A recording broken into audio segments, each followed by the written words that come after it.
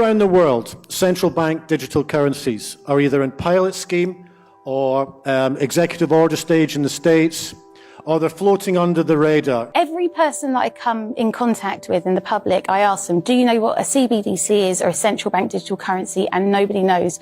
The central bank digital currency is basically what we have now, so it's fiat currency, but it's going to be entirely digital, which means absolutely in the control of the government and the central banks. Such a system would give the state full access to the details of all transactions, as well as the ability to cut off an individual's money supply with the flick of a digital switch. The CEO of the Bank for International Settlements recently told the world that the great thing about central bank digital currency was that they could track every transaction. We tend to establish the equivalence with cash, and there is a huge difference there.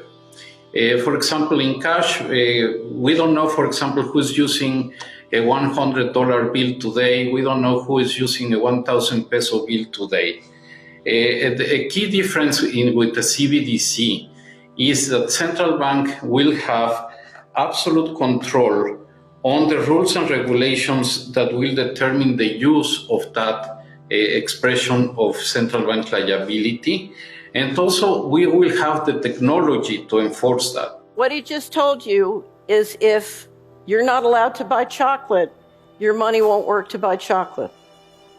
If you're not allowed to go more than 5 kilometers from your home, your car or your money won't work more than 5 kilometers from your home.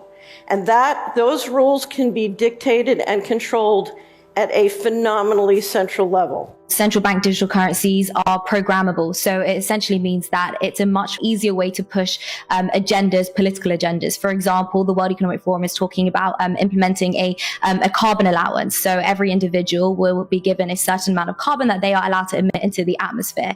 With a central bank digital currency, this becomes far more efficient because with a click of a button, you literally just program the money. And so if for whatever reason you buy too many burgers, too many sausages one week, when you go to fill up your car, your money could be cancelled. It could get declined simply because you use too much of your carbon allowance, essentially. Or even if you go to buy a plane ticket, it could get cancelled. So it's much easier to push forward political agendas and political ideologies when you have money which is programmable with just a click of a button. It actually gives government pretty much total control over our lives because they can just press a button and close our bank accounts. No, they wouldn't do that now, would they? Well, think about it.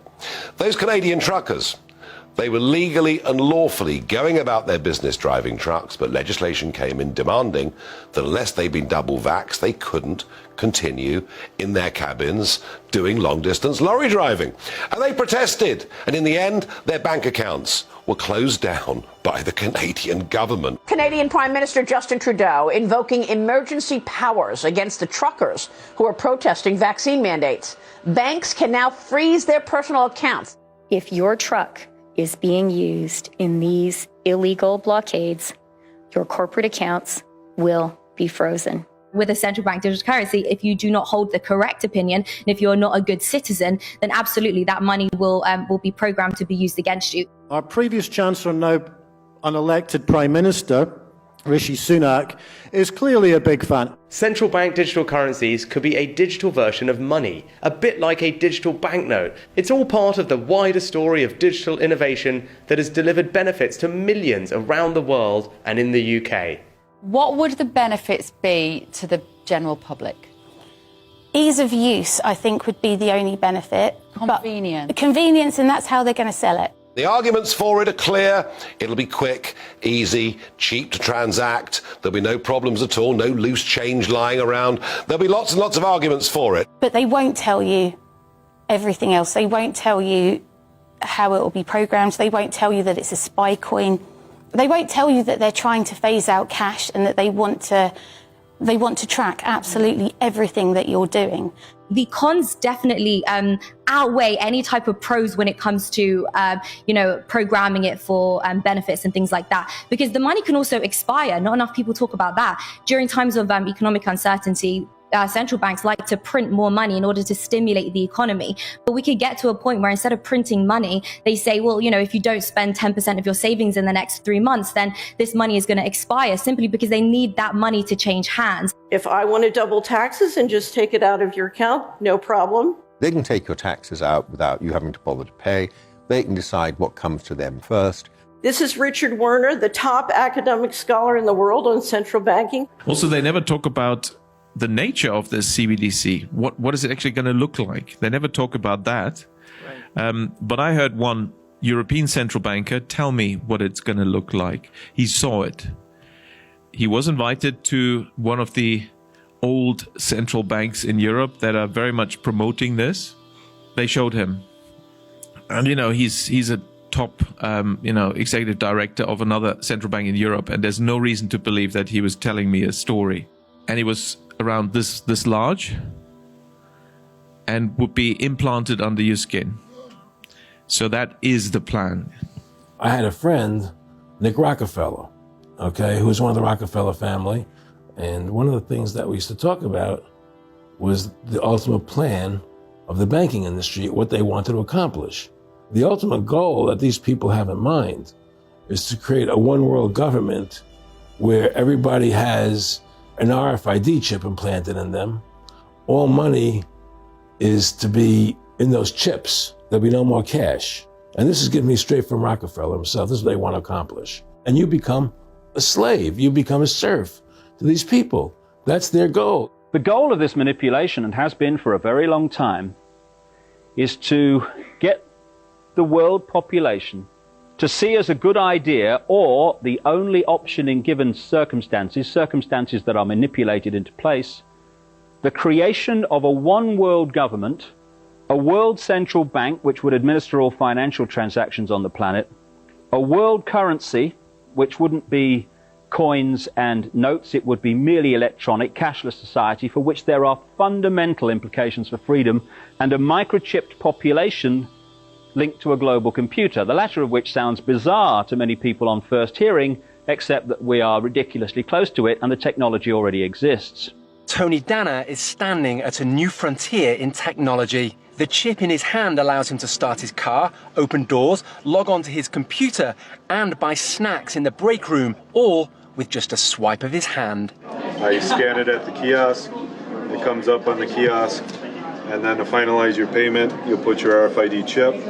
The most cutting-edge thing about Hannes Huerblad isn't the phone in his hand, it's the microchip actually in his hand. The tiny implant is steadily becoming a part of normal life in Sweden. Thousands already have microchip implants that they use in their daily lives, waving their hand to gain entrance to the gym, confirm their ID or make payments. What they're trying to do is take the financial system all digital. And we're trying to prevent that from happening because, and I don't care whether it's a central bank digital currency or your Visa card, once you have 100% digital, then you can have central digital control. Using cash is one of the things we can do to make sure the hurdle will be higher for the central planners to introduce the CBDC. Use cash every day if you can.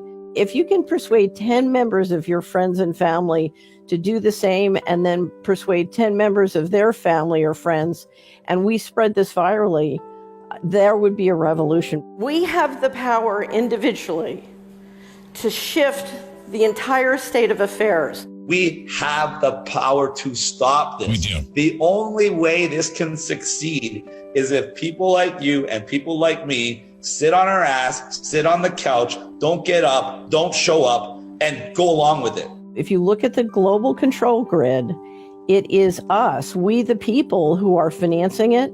We are going to work and we are building it. We are spending money in it. We are supporting it. We are supporting the people who are leading it. And we have the power to stop because they are few and we are many. And if we just stop helping, they can't do it. Everybody has power. Every single person. Because when you get a whole bunch of people, even if they have a little bit of power each, and you put it all together, now they got a lot of power. Now they can make governments do what they want. You think a snowflake is powerless until you realize enough of them get together, they can shut down New York City. There are millions and millions of people all over the world fighting. People are pushing back all over, and it's very significant. The human race does not want to be controlled. Freedom has won every time, and every time it looked hopeless. What they're trying to do is so against the fundamental wisdom in the universe that they will fail. You have nothing to lose by fighting it all the way down to the wire every day, because the alternative is something not only do you not want to live in it, but you do not want to arrive at the pearly gates and say that your soul accepted it.